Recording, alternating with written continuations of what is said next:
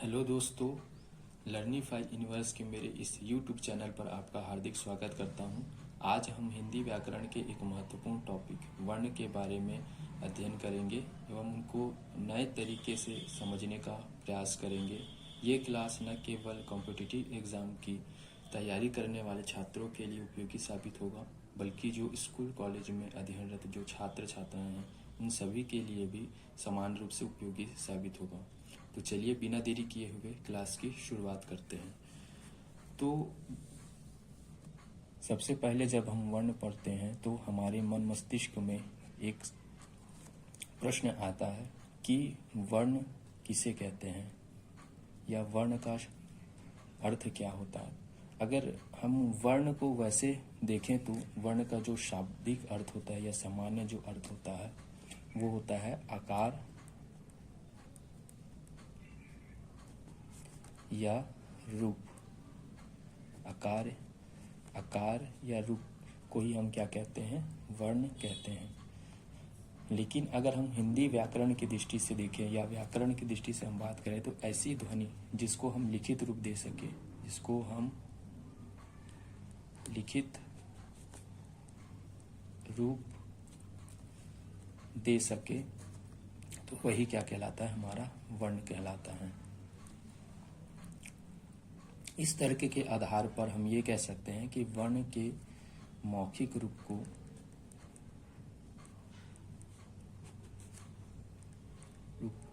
हम क्या कह सकते हैं, ध्वनि कह सकते हैं। इसको हम सरल उदाहरण से समझने का प्रयास करते हैं। जैसे कि एक व्यक्ति ने राम बोला। जब उस व्यक्ति ने राम बोला तो उसने किसका प्रयोग किया, उसने ध्वनि का प्रयोग किया। उसने ध्वनि का प्रयोग किया उस व्यक्ति ने, जब उन्होंने राम बोला। अब उसी व्यक्ति ने राम लिखा। जब उस व्यक्ति ने राम लिखा तो वो स्वतः ही किस में परिवर्तित हो गया, वर्ण में परिवर्तित हो गया। अर्थात उन्होंने ध्वनि को किस में परिवर्तित कर दिया, लिखित रूप में उन्होंने परिवर्तित कर दिया। अगला उदाहरण हम देखते हैं कि शिक्षक ने बोलकर पढ़ाया। जब शिक्षक ने बोलकर पढ़ाया तो उन्होंने किसका प्रयोग किया, ध्वनि का उन्होंने प्रयोग किया। और छात्रों ने जब उसको सुनकर लिखा, जो छात्र थे, छात्रों ने सुनकर लिखा तो किस में परिवर्तित हो गया, वो वर्ण में परिवर्तित हो गया। इसको और एक उदाहरण से समझ सकते हैं कि छात्रों ने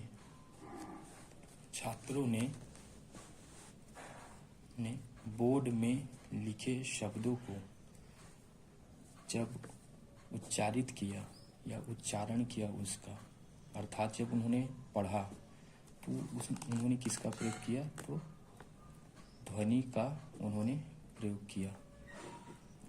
इसी प्रकार एक और उदाहरण अगर देखें तो राम ने पुस्तक में लिखी शब्दों को पढ़ा। तो जब उसने पढ़ा तो किसका प्रयोग किया, उन्होंने ध्वनि का उन्होंने प्रयोग किया। अर्थात इसके आधार पर हम क्या कह सकते हैं कि ध्वनि के लिखित रूप को वर्ण तथा वर्ण के मौखिक रूप को ध्वनि कहते हैं। एक बार फिर से मैं आपको समझाने का प्रयास करता हूं कि वर्ण का अगर हम सामान्य अर्थ देखें तो क्या होता है, आकार या रूप होता है। लेकिन ऐसी ध्वनि जिसको हम लिखित रूप में व्यक्त कर सके या लिखित रूप में दर्शा सके तो उसको हम क्या कहते हैं, वर्ण कहते हैं। इसके आधार पर एक तर्क निकलता है कि वर्ण को अगर हम मौखिक रूप में व्यक्त करते हैं तो वो क्या बन जाता है, ध्वनि बन जाता है, अर्थात ध्वनि में परिवर्तित हो जाता है। जिसको हमने उदाहरण से अभी समझने का प्रयास किया। जैसे कि एक व्यक्ति ने राम बोला, तो जब वो राम बोला तो उन्होंने ध्वनि का प्रयोग किया उसके बाद उस व्यक्ति ने जब राम लिखा तो वो स्वतः ही वर्ण में परिवर्तित हो गया, अर्थात वो वर्ण में बदल गया। उसके बाद हमने देखा शिक्षक ने बोलकर जब पढ़ाया तो उन्होंने ध्वनि का प्रयोग किया, और छात्रों ने सुनकर जब लिखा तो वो वर्ण में क्या हो जाएगा, परिवर्तित हो गया। इसी प्रकार हमने देखा कि छात्रों ने जब बोर्ड में लिखे शब्दों को उच्चारित किया अर्थात पढ़ा तो वो ध्वनि में क्या हो गया, परिवर्तित हो गया। उसके बाद राम ने पुस्तक में लिखी शब्दों को पढ़ा तो वो क्या हो गया, ध्वनि में परिवर्तित हो गया। तो इसके आधार पर हमने एक तर्क निकाला कि ध्वनि के लिखित रूप को वर्ण तथा वर्ण के मौखिक रूप को ध्वनि कहते हैं। मैं आशा करता हूं दोस्तों कि यहाँ तक आपको समझ में आ गया होगा। आगे बढ़ते हैं। अब इस पूरे वर्ण चैप्टर में जो सबसे ज़्यादा महत्वपूर्ण है, जो सबसे महत्वपूर्ण बिंदु है, उसकी शुरुआत होती है एक प्रश्न के साथ कि प्रश्न ये है कि क्या प्रत्येक ध्वनि वर्ण है। तो यह वह बिंदु है पूरे वर्ण में जहाँ पर हम वर्ण को एक अलग नज़रिए से हम देखने का प्रयास करते हैं, या हमें एक नया दृष्टिकोण प्राप्त होता है वर्ण को समझने के लिए, जिसमें हम वर्ण के बारे में गहराई से अध्ययन कर पाते हैं। तो अगर हम बात करें कि क्या प्रत्येक ध्वनि वर्ण है, तो इसका सीधा और सरल सा उत्तर होगा नहीं, कि प्रत्येक जो ध्वनि है वो वर्ण नहीं है। क्यों? क्योंकि हमें पता है कि वर्ण का जो मौखिक रूप होता है, वर्ण का जो मौखिक रूप होता है, मौखिक जो रूप होता है वो क्या होता है, ध्वनि होता है। लेकिन प्रत्येक जो ध्वनि होता है, यानी कि हर ध्वनि जो है वो क्या नहीं होती, वर्ण नहीं होती। हर एक ध्वनि क्या नहीं होती, तो वर्ण नहीं होती। अब इसको हम एक सरल उदाहरण से समझने का प्रयास करते हैं। जैसे कि मशीन की आवाज़ें, मशीन की जो आवाज़ें होती हैं, अगर आपसे पूछा जाए कि मशीन की आवाज़ें क्या ध्वनि होती है, तो जी बिल्कुल इसका उत्तर होगा हाँ, ये ध्वनि होती है। लेकिन आपसे पूछा जाए क्या ये वर्ण है या वर्ण होती है, तो इसका उत्तर होगा नहीं, ये वर्ण नहीं होती। उसी प्रकार वाद्य यंत्र की या वाहन की आवाज़ें, अगर आपसे पूछा जाए कि वाद्य यंत्र या वाहन की आवाज़ें ध्वनि होती है, तो जी ध्वनि होती है। लेकिन आपसे पूछा जाए क्या ये वर्ण होती है, तो ये वर्ण नहीं होती है।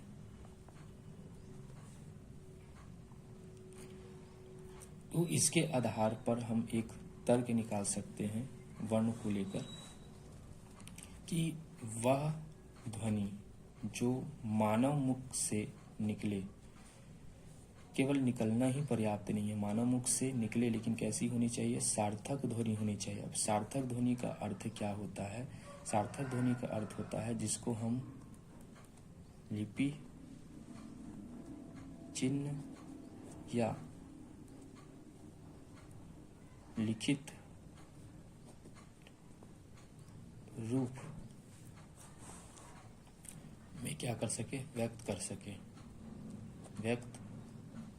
सके, तो वही क्या होता है, हमारा वर्ण होता है, जिसको हम लिखित रूप में व्यक्त कर सके लिपि चिन्ह के माध्यम से, तो यही क्या कहलाता है, हमारा वर्ण कहलाता है। तो इसके आधार पर हम वर्ण की एक परिभाषा दे सकते हैं। तो वो परिभाषा क्या है कि वह सार्थक ध्वनि जो मानव मुख से निकले, लेकिन केवल मानव मुख से निकलना ही पर्याप्त नहीं है, जिसको हम क्या कर सके, लिपि चिन्ह में या लिखित रूप में व्यक्त कर सके, वही क्या है, वर्ण है। आई होप कि यहाँ तक आपको समझ आ गया होगा दोस्तों। आगे बढ़ते हैं। अब हम देखते हैं वर्ण की एक और विशेषता जिसके खंड या टुकड़े नहीं किए जा सकते। अर्थात ये वर्ण की ही एक विशेषता है जिसमें क्या नहीं कर सकते हम, जिसके खंड या टुकड़े नहीं कर सकते। अब खंड या टुकड़े नहीं कर सकते, इसका क्या तात्पर्य है या इसका क्या अर्थ है यहाँ पर। जैसे कि हम वर्ण लेते हैं आ ई का चा ट ता, तो ये पहले से ही अपने किस रूप में है, मूल रूप में है, पहले से ही मूल रूप में है। यदि हम इसको तोड़कर लिखें, तोड़कर अगर लिखें तो इनका क्या हो जाएगा, अस्तित्व ही समाप्त हो जाएगा, अस्तित्व ही क्या हो जाएगा, समाप्त हो जाएगा। अस्तित्व समाप्त होने का मतलब ये उच्चारण ही का क्या हो जाएगा, समाप्त हो जाएगा। अर्थात हम इनको मूल रूप से उच्चारित नहीं कर पाएंगे, तो इसीलिए हम इसके क्या नहीं कर सकते, इन वर्णों का खंड या टुकड़ा नहीं कर सकते। इसको मैं एक शब्द को लेकर समझाने का प्रयास करता हूँ कि जैसे कि शब्द है नदी, एक शब्द है, क्या है ये शब्द है नदी। नदी का हम वर्ण विच्छेद करते हैं तो न आ द और ई में परिवर्तित हो गया। जब ये न आ द और ई में परिवर्तित हुआ, अर्थात ये अपने मूल रूप में परिवर्तित हो चुका है। अब अगर इसके हम खंड और टुकड़े करना चाहें इन वर्णों के, तो इनका क्या हो जाएगा, अस्तित्व ही समाप्त हो जाएगा।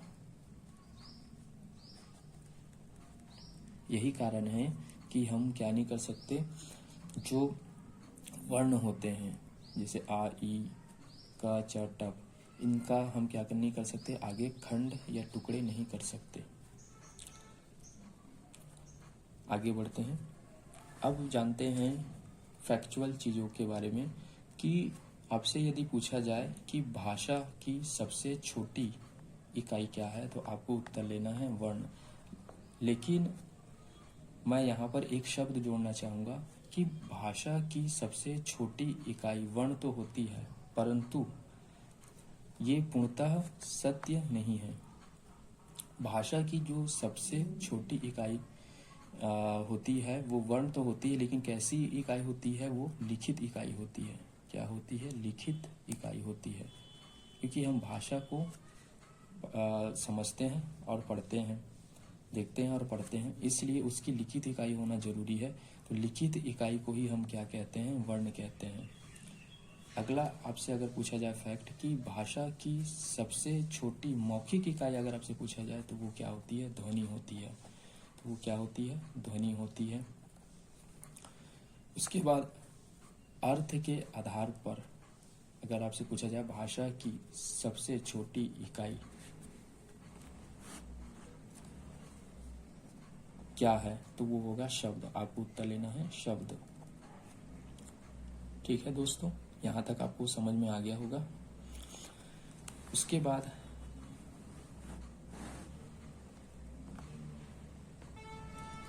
देखते हैं कि वर्ण भाषा की सबसे छोटी इकाई कैसे होती है। तो उसको समझाने के लिए मैंने यहाँ पर डायग्राम बनाया है। छोटी इकाई से लेके बड़ी इकाई तक मैंने एक डायग्राम बनाया है ताकि आप इसको आसानी से समझ सके और याद रख सके। जैसे कि वर्ण क्या होता है, हमें पता है कि भाषा की सबसे छोटी लिखित इकाई होती है। उदाहरण के तौर पर देखिए, जैसे का, आ, पा और ई, ये सभी क्या है, वर्ण है।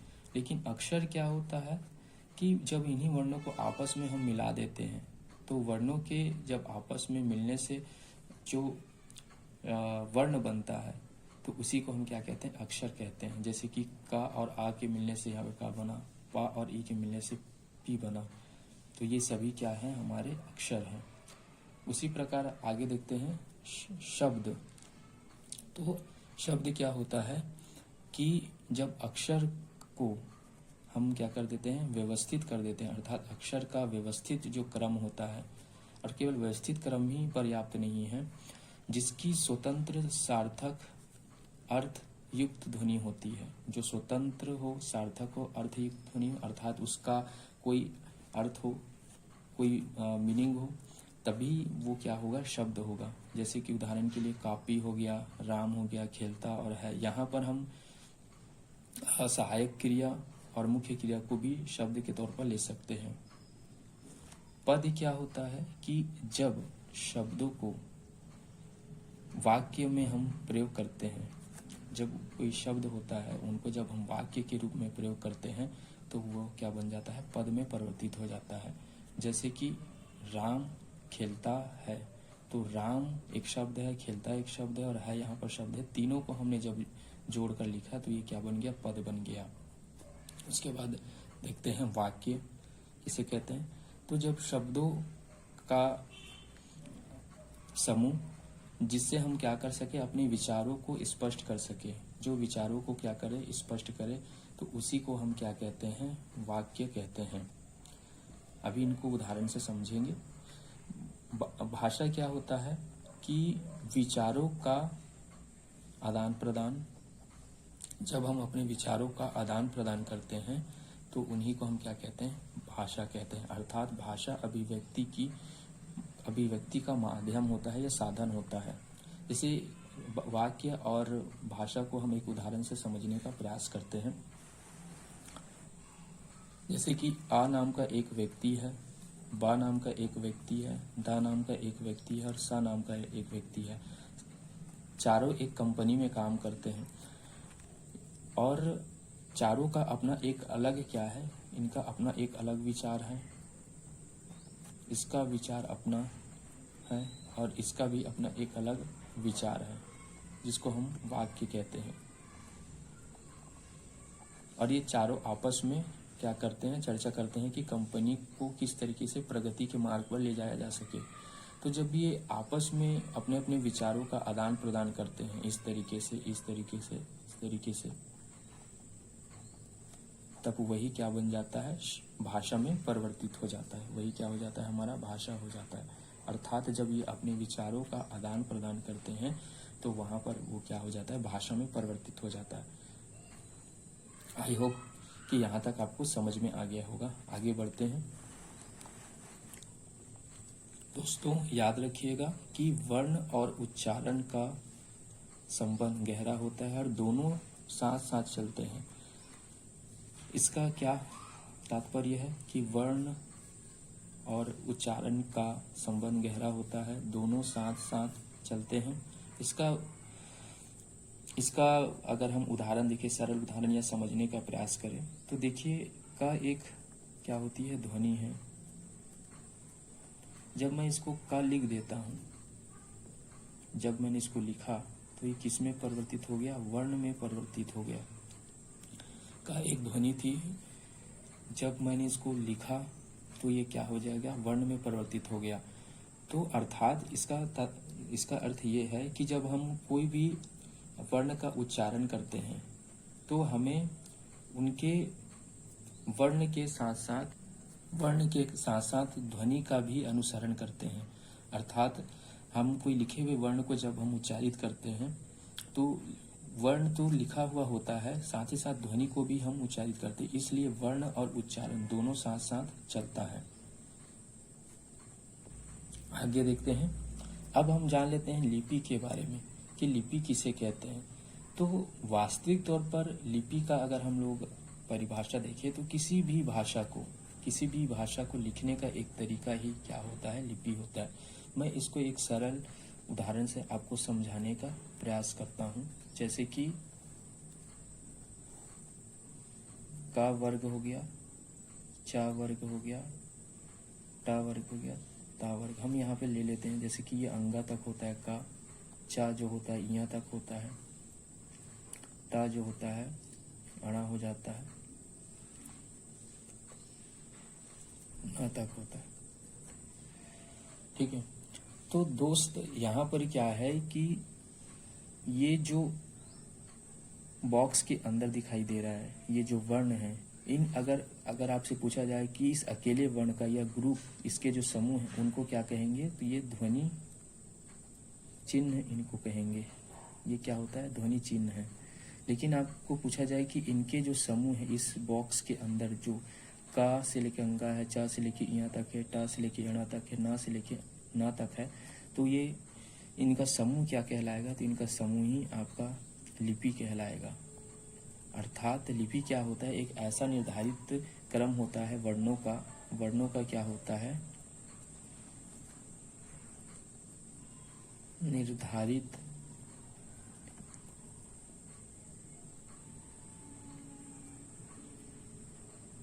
धारित क्रम होता है।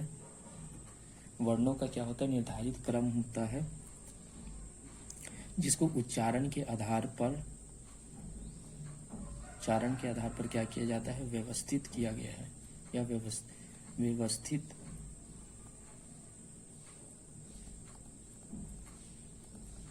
रूप से रखा गया है। तो यही क्या कहलाता है? हमारा लिपि कहलाता है। अर्थात लिपि क्या है? एक प्रकार का किसी भाषा को लिखने का एक तरीका है। जैसे कि भाषा को अगर हम देखते हैं और लिपि को अगर हम लोग देखते हैं, तो जैसे हिंदी एक भाषा है, तो इसकी जो लिपि है वो क्या होती है? देवनागरी है।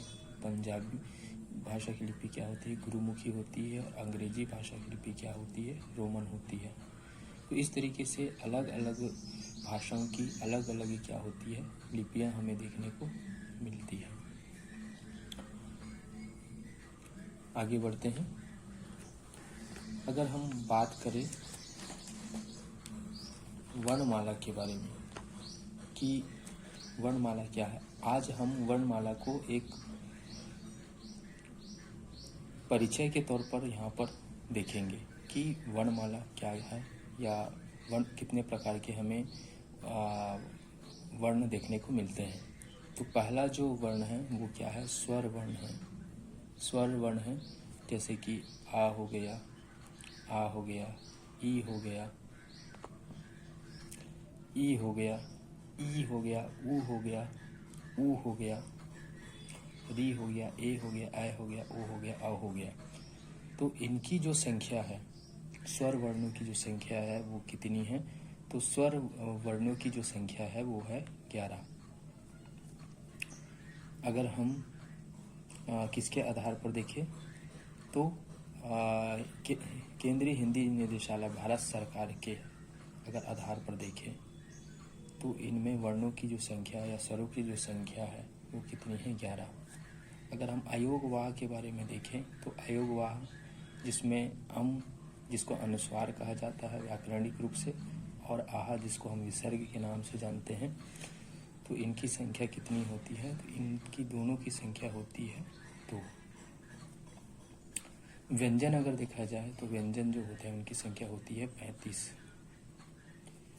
इसी प्रकार स्पर्श व्यंजन को अगर हम लोग देखें, स्पर्श व्यंजन, तो इनकी जो स्पर्श व्यंजन में क्या होता है कि स्पर्श व्यंजन को 5 वर्गों में बांटा गया। का वर्ग, चा वर्ग, टा वर्ग, ता वर्ग और पा वर्ग। तो का वर्ग को अगर देखें तो का हो गया, खा हो गया, गा हो गया, घा हो गया, अनगा हो गया। इसी प्रकार चा वर्ग को अगर हम लोग देखें तो चा हो गया, छा हो गया, जा हो गया, झा हो गया, इया हो गया। इसी प्रकार हम टा वर्गों को देखें, टा हो गया, ठा हो गया, डा हो गया, टा हो गया, अणा हो गया। उसी प्रकार ता वर्ग को देखें तो ता हो गया, था हो गया, दा हो गया, धा हो गया और ना हो गया।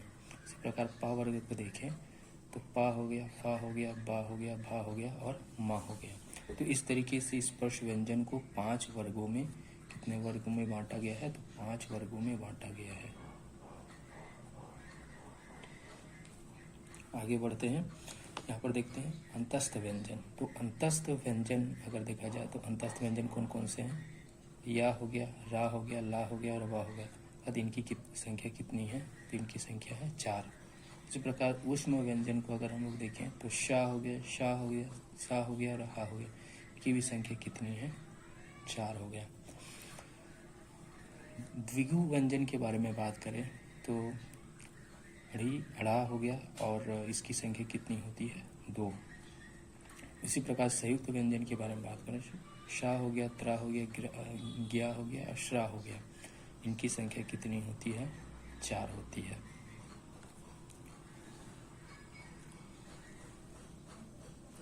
अब देखते हैं एक महत्वपूर्ण फैक्ट कि आपको याद रखना है दोस्तों कि केंद्रीय हिंदी निदेशालय भारत सरकार के अनुसार क्या है, स्वरों की जो संख्या है वो कितनी है, 11 है। जो मैंने आपको पहले बताया है कि स्वरों की संख्या कितनी है, 11 है। तो आपको याद रखना है इनको। लेकिन अगर हम बात करें परंपरागत रूप से या लेखन की दृष्टि से जो हम लिखते हैं, स्वरों की संख्या कितनी है, तो 13। आपको कितना याद रखना है, परंपरागत या लेखन की दृष्टि से स्वरों की संख्या कितनी है, 13 है। इसी प्रकार परंपरागत रूप से अगर व्यंजनों की संख्या, जिसको मूल व्यंजन कहते हैं, तो की संख्या कितनी है, 33 है। लेकिन वर्तमान में केंद्रीय निदेशालय ने अड़ी अड़ा को भी क्या किया है, को भी व्यंजन में शामिल किया है। अर्थात इनकी जो मूल व्यंजनों की संख्या 33 थी वो बढ़ के कितनी हो गई, 35। अर्थात 2 नए व्यंजन, कौन कौन से, जिसको हम द्विगु व्यंजन के नाम से जानते हैं, अड़ी अड़ा, को शामिल किया गया है। मैं आशा करता हूँ दोस्तों कि आज की क्लास आपको समझ में आई होगी। अभी जहाँ तक मैंने पढ़ाया है वहाँ तक आपको समझने में कोई परेशानी नहीं आई होगी।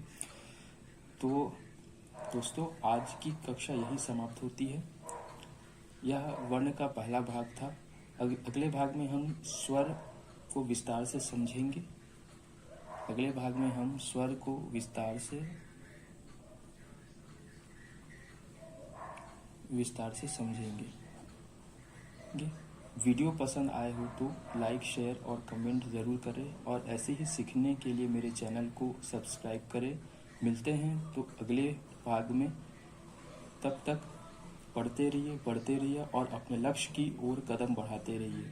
धन्यवाद।